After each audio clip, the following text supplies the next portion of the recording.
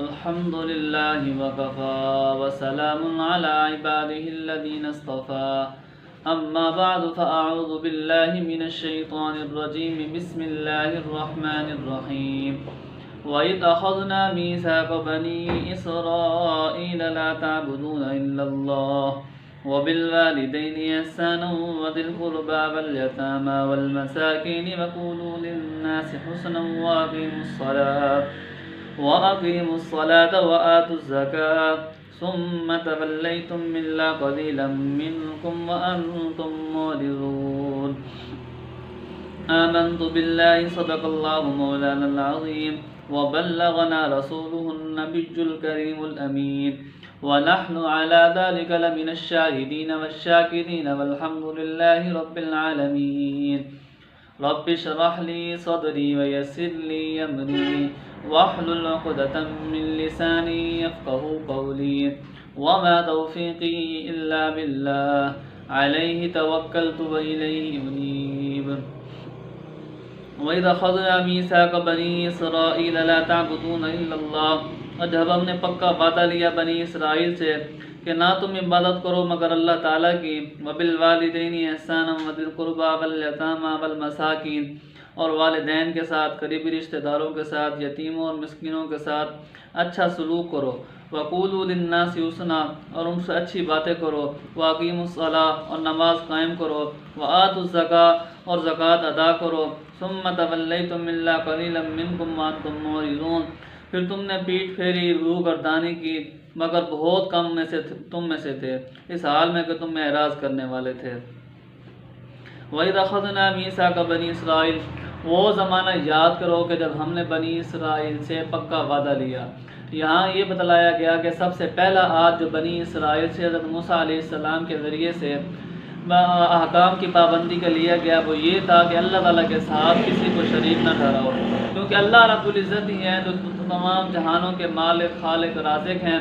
اللہ کے سوا کوئی مالک، خالق، رازق نہیں ہے، وہی کارساز ہے، وہی یکتا ہے، اس کے سوا کوئی رزق دینے والا نہیں، اس کے سوا کوئی مالک نہیں، اس کے سوا کوئی خالق نہیں۔ تو سب سے پہلا عہد جو لیا گیا وہ بنی اسرائیل سے اس بات کا لیا گیا، کیونکہ یہ حقوق اللہ تھے، اور حقوق اللہ میں سب سے پہلے توحید ہے، پھر حقوق اللہ کے بعد جو ہے حقوق العباد کا نمبر آتا ہے، اور حقوق العباد میں سب سے پہلا حق جو ہے وہ والدین کا ہے، اس لیے سب سے پہلے والدین کے حق کو مقدم کیا اور فرمایا کہ والدین کے ساتھ اچھا سلوک کرو،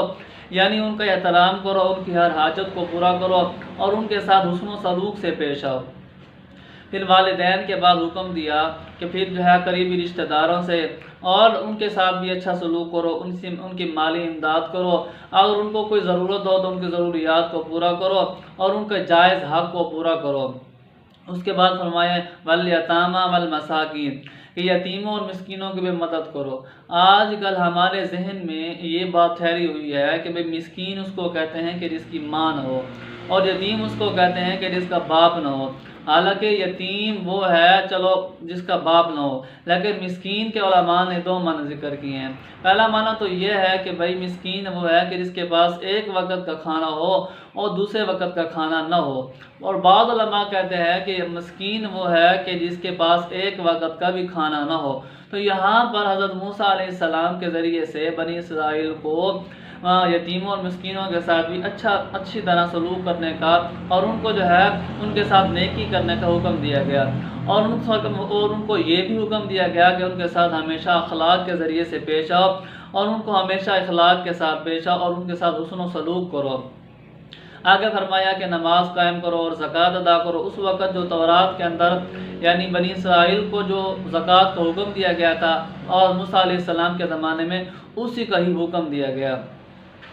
اور آگے فرمایا بنی اسرائیل کی عہد شکنی کا ذکر کیا گیا کہ ثم تولیتم الا قلیلا منکم وانتم معرضون، چند لوگ ایسے تھے جو اللہ تعالیٰ کے احکامات اور موسیٰ علیہ السلام کے احکامات کی پیروی کرنے والے تھے، لیکن تم میں سے اکثر نے روگردانی کی۔ تم نے اللہ تعالیٰ نے حکم دیا تھا کہ تم نے میرے ساتھ کسی کو شریک نہیں کرنا۔ اللہ تعالیٰ نے تورات کے اندر یہ حکم دیا کہ اللہ کی عبادت کرو، اللہ کے سوا کسی کو شریک نہ ٹھہراؤ، تو تم نے تو حضرت عزیر علیہ السلام کو اپنا معبود مان لیا اور ان کو حضرت اللہ تعالیٰ کا بیٹا قرار دے دیا۔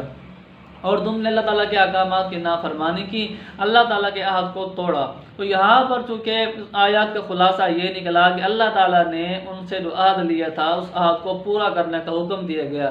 تو اور بنی اسرائیل نے جو ہے ان عہدوں کو توڑا اور اللہ تعالیٰ کے احکامات کی نافرمانی کی۔ تو دعا فرمائیں کہ اللہ رب العزت ہمیں اپنے احکامات کو اچھی طرح عمل کرنے کی توفیق عطا فرمائے، قرآن کریم کو صحیح معنوں میں پڑھنے، سمجھنے اور اس پر عمل کی توفیق عطا فرمائے۔ وآخر دعوانا ان الحمد للہ رب العالمین۔